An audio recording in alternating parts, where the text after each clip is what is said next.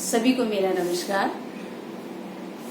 ये आपने पिछली वीडियो में क्लास 12th के लिए जो हमारा फर्स्ट यूनिट कंप्लीट हुआ था, आपने उम्मीद है कि मुझे आपको समझ आ गया होगा।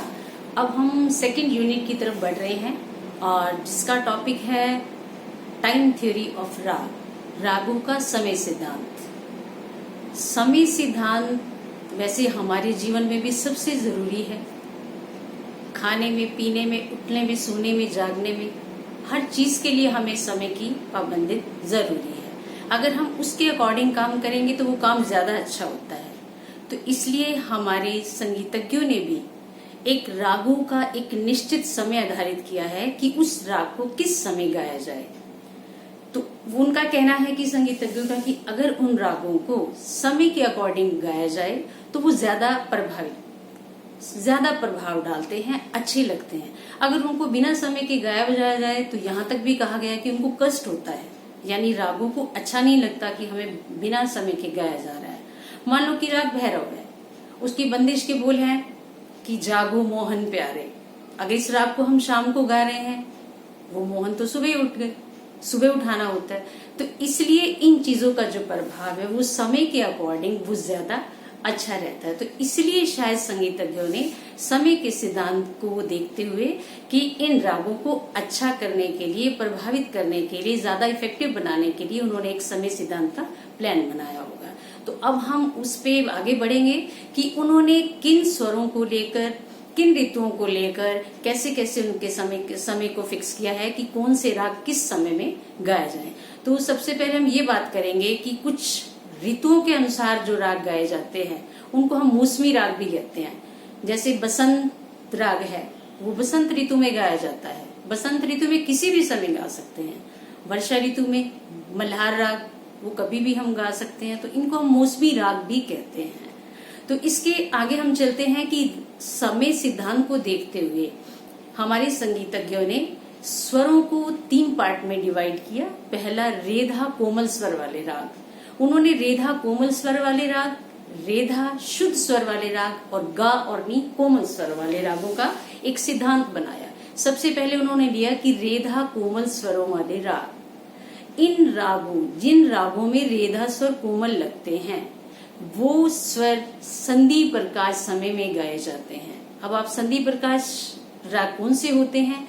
वे राग जो सुबह 4 से 7 बजे तक और शाम को 4 से 7 बजे तक, यानी जब दिन से रात और रात से दिन का समय होता है, चेंज होता है, तो उस समय को हम क्या कहेंगे? संधि प्रकाश राग।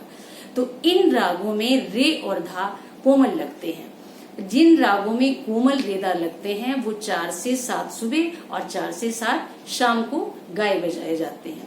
और इनमें जो 4 से 7 वाले जो सुबह के राग होते हैं उसमें राग भैरव, कलिंगड़ा, रामकली वगैरह ये गाए जाते हैं। और जो शाम के राग हैं उसमें पुरिया, मारवा और धनाश्री आदि राग गाए जाते हैं।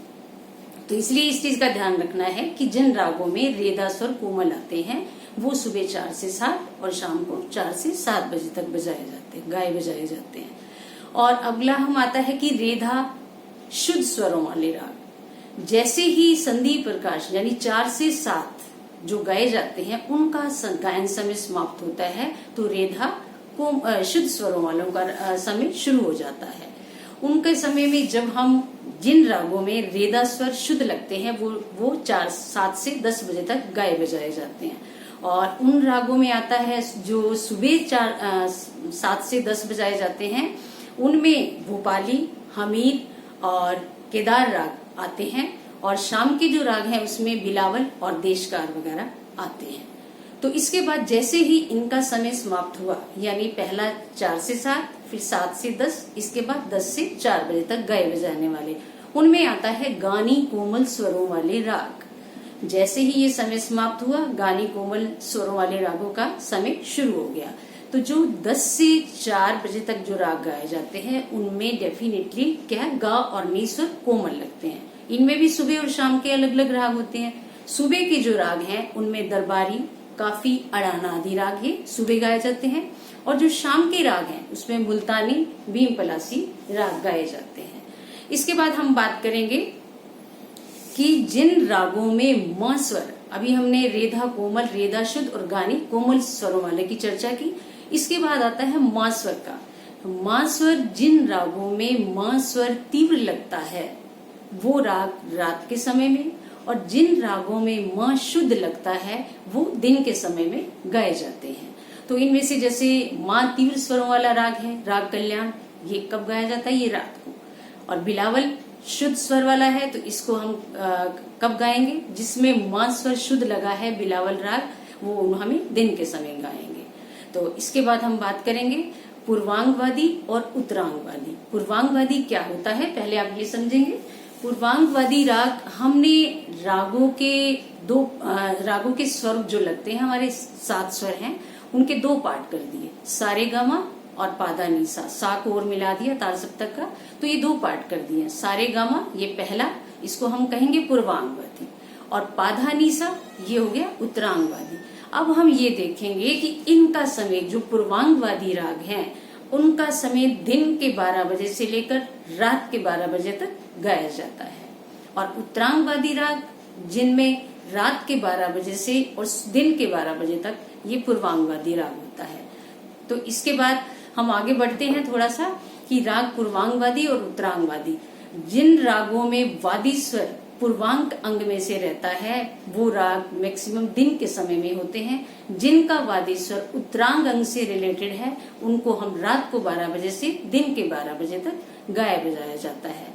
तो इसके बाद हम थोड़ा सा और आगे बढ़ेंगे कि कुछ संगीतज्ञों का ये कहना है कि हम कोई भी राग किसी भी समय गा लेते हैं, क्योंकि आज हमारी इतनी बिजी लाइफ में से हम इतना समय नहीं निकाल पाते कि हम रागों के अकॉर्डिंग उनको सुन पाए।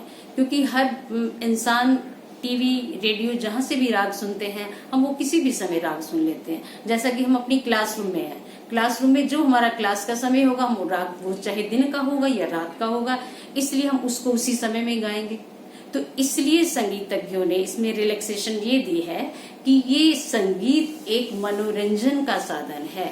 उस मनोरंजनता को देखते हुए हमने ये डिसाइड किया है कि आज के समय में इतनी बिजी शेड्यूल में से हम रागों को कभी भी सुन सकते हैं, किसी भी राग को, लेकिन उस सिद्धांत को फॉलो करना आज के समय में थोड़ा सा मुश्किल हो गया है। लेकिन फिर भी हम कहना चाहेंगे कि अगर रागों को उसकी बंदिश के अकॉर्डिंग, जब भी मैंने अभी एक एग्जांपल दिया है आपको कि राग भैरव जो हमने गाया तो जागो मोहन प्यारे, अगर इसको हम दोपहर को शाम को गाएंगे तो ये इफेक्टिव नहीं लगेगा।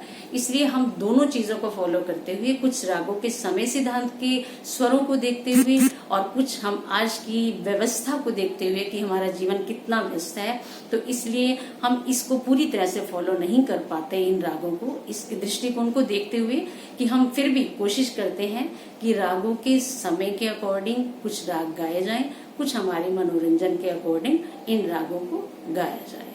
धन्यवाद।